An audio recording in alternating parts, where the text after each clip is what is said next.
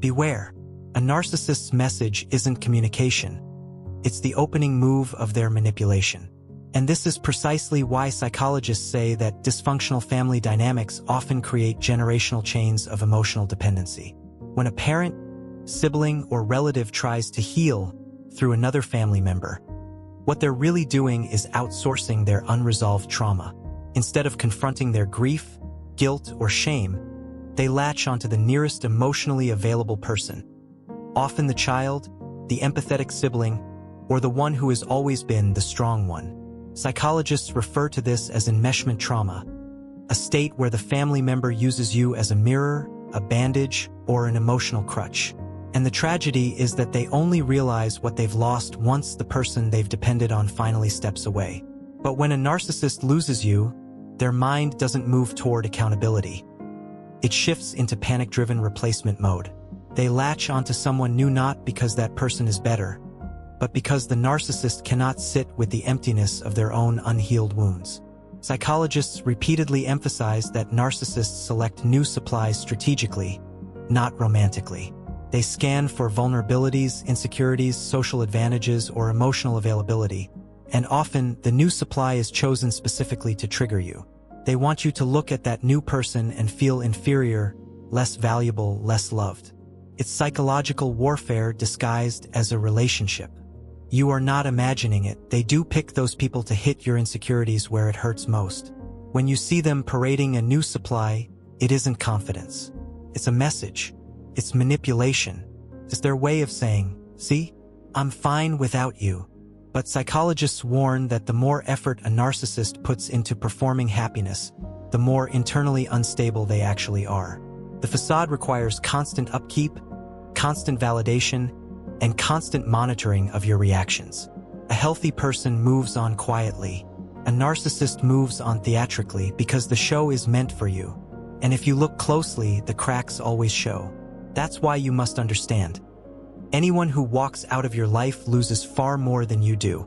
Psychologists say that empathetic individuals, people capable of reflection, accountability, and emotional depth, become rarer as emotional trauma becomes more normalized in society.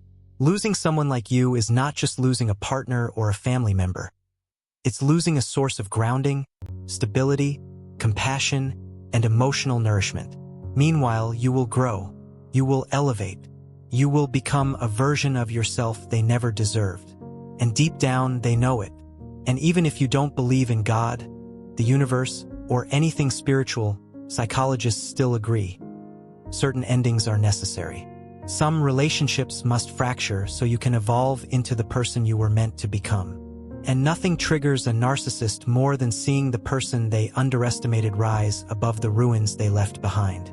They watch you, silently, obsessively, sometimes through fake accounts, mutual connections, or subtle online breadcrumbs. They track your growth not because they care, but because every step you take forward reminds them of the life they sabotaged. And this is the harsh psychological truth. Narcissists do not improve. They do not heal. They do not evolve. They chase relief, not growth. They chase distraction, not transformation. So they fall into cycles, relationships with other narcissists, toxic patterns, unstable dynamics where the abuser becomes the abused. Psychologists call this the narcissistic collapse cycle. A revolving door of chaos where every new supply is both a temporary high and an eventual disappointment. Meanwhile, you, the person who chose healing, move toward clarity, peace, and emotional maturity. So do not blame yourself for any of this. Self-blame is the final trap narcissists rely on to keep victims stuck. It's the internalized voice they leave behind. You weren't enough. They found better. You were the problem. But none of that is real. Trauma therapists emphasize that self-blame is simply the brain trying to make sense of chaos, an instinctive response to unpredictability. Once you heal, you'll look back and realize the truth. They lost someone irreplaceable, and you lost someone who was never capable of love in the first place. Take your time to heal. Do not rush into new connections. As psychologists often remind survivors, the moment you stop desperately searching for something to fill the void is the moment meaningful relationships naturally appear. Because healing changes your frequency. Elevation changes your environment. And peace changes the kind of people you attract. And here's the final psychological twist most survivors don't realize until much later. If the narcissist had you today, the you that has grown, healed, reflected, and evolved, you would be an even more powerful supply than before. More confident, more grounded, more self-aware, but at the same time, far less tolerant of their manipulation. That's why they can never have you again. They didn't just lose the old version of you, they lost every upgraded version you'll ever become. So thank you, truly, for staying until the end of this message. Your growth is already in motion, and no matter how hard they try to replace you, replicate you, or forget you, the truth remains unchanged. They will never find another you. The second type of message, the proximity excuse, always seems harmless at first. It shows up as a casual ping on your phone. Hey, I'll be in your area next week. Or, got a layover near you tomorrow? Or, thinking of taking a trip up north, are you still around? If these came from healthy people, you'd probably smile, maybe even feel glad they thought of you. But with narcissists, the real meaning never sits in the words. Psychologists say these messages are less about reconnecting and more about testing. Not testing your affection, not testing your interest, testing your compliance. Will you bend? Will you make room for them? Will you rearrange your day, your schedule, your peace? It's what experts call entitlement testing. And once you've been on the receiving end of it, you start noticing the invisible expectation hiding inside every casual text. For victims, this creates confusion that is almost impossible to put into words. Sometimes you really don't want to say yes, not because you're rejecting them, but because you're exhausted, overwhelmed, or simply not in the emotional place to host or engage. But with narcissists, even the softest boundary feels like stepping on a landmine. A simple, "I'm not available," becomes an insult, a betrayal, or evidence that you're no longer under their psychological gravity. Therapists say this is where survivors feel the most pressure. The subtle push to read between the lines, to manage the other person's emotions, to soften every truth until it no longer resembles how you actually feel. You learn to prioritize their comfort over your own well-being because, deep in your nervous system, what happens if you don't? And the saddest part is that none of this happens with emotionally healthy people. Healthy people don't crumble if you can't see them.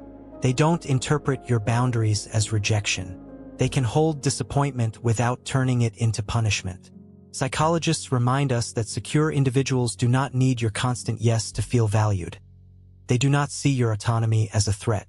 But when you're dealing with narcissistic entitlement, your no becomes dangerous. Pokes at their shame, their insecurity, their need for control. And because you've lived through the consequences before, your body often reacts long before your thoughts do. Survivors often describe it as a wave of dread that hits them the moment they consider saying no. That dread is conditioning, your nervous system remembering what your mind tries to forget. You can usually tell you're stuck in a manipulation dynamic because no stops feeling like a neutral choice. It becomes something you must defend, soften, or justify. You feel an urge to write long explanations, to cushion your decision, to make the refusal sound as painless as possible. Psychologists call this fawning, the trauma response where you try to prevent conflict by becoming overly accommodating. And narcissists sense this instinct immediately. They smell it like blood in the water. They twist your discomfort into accusations. You're selfish? You've changed? I guess I don't matter anymore. And suddenly you're not asking yourself what you want. You're asking what response will prevent them from exploding or abandoning you. That's their real test. It's never about meeting up. It's about whether they still control your emotional world. When I think back on my own experiences, I realize the manipulation wasn't always in what they said. It was in how I responded. Psychologists call this the internalized controller, the part of you that predicts the narcissist's reaction and tries to manage it long before they even speak. With healthy people, saying no feels easy. I can say I'm tired, busy, or simply not up for company. There is no punishment. But with toxic people, the difference is stark. I'd stumble over my words. I'd invent excuses. I'd panic and search for reasons that would make my no feel acceptable. That scrambling wasn't weakness. It was my body telling the truth. That a simple, honest no was not safe. Trauma therapists call this somatic evidence. Your body revealing the reality of the relationship even when your mind tries to downplay it. And I want to be honest with you, I felt this very recently. As I'm writing this, someone from my past resurfaced after years of silence. And the moment her message came in, I felt that old instinct to lie, to make myself smaller, to come up with a polite reason to avoid seeing her. Psychologists say this urge signals an imbalance.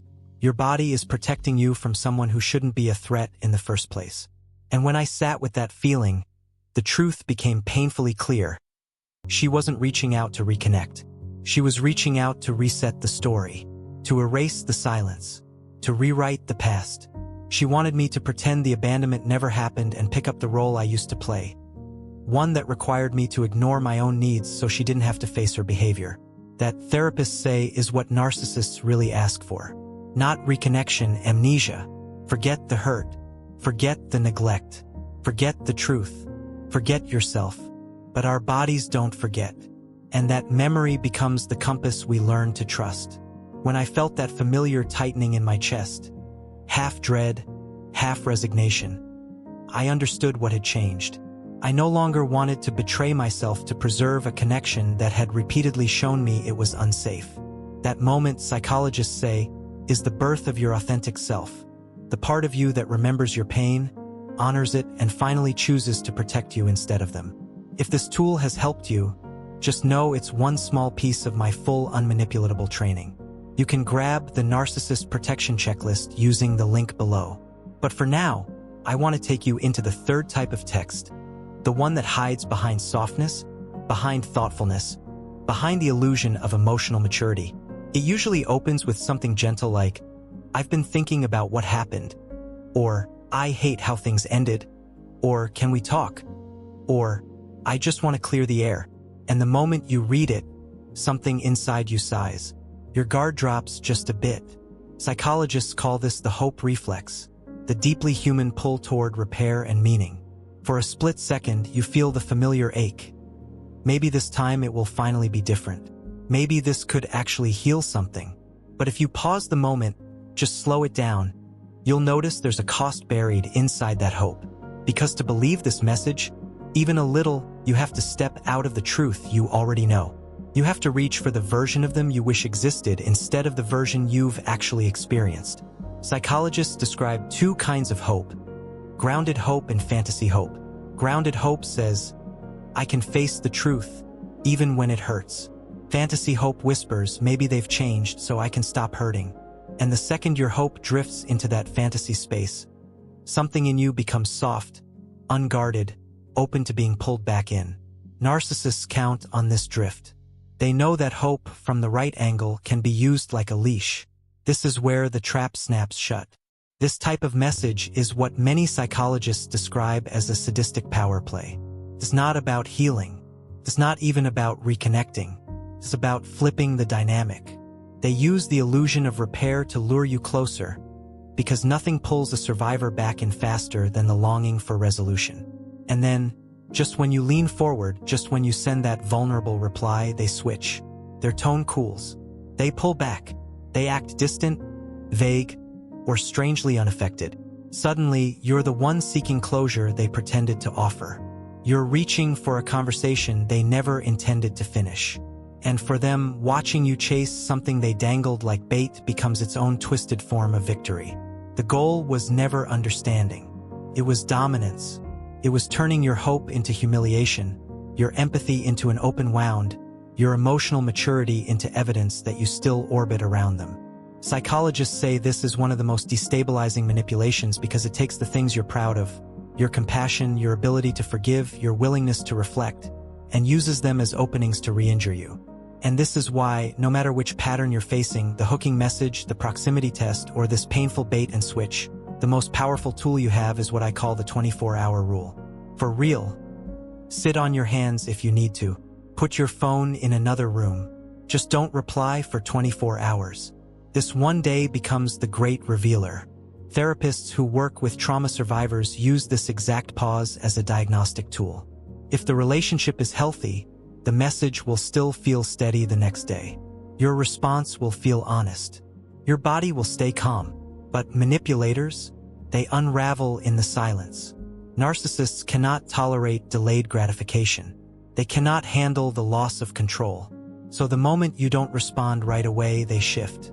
They guilt trip. They escalate. They suddenly get angry or overly sweet or desperate. And just like that, they show you exactly who they are. That 24-hour window gives you something priceless: clarity. The kind that makes blocking or muting them feel not just justified, but liberating. And during those hours, ask yourself the same questions psychologists use in their sessions. Questions that cut straight to the truth you've been avoiding. Do I have to perform or pretend in this relationship? How much emotional labor is being placed on me? What will it cost me emotionally if I say yes? Do I genuinely want to re-engage? Or am I just afraid not to? And somewhere in that quiet space, when your nervous system finally gets a moment to breathe, your truth rises to the surface. You don't need to diagnose them. You don't need to justify anything. You don't even need permission. You just need enough stillness for your body to say what your mind has been trained to ignore. This doesn't feel safe, and that alone is reason enough not to go back. If this video helped you, don't forget to subscribe, give it a like if you enjoyed it, and feel free to hit dislike if you didn't.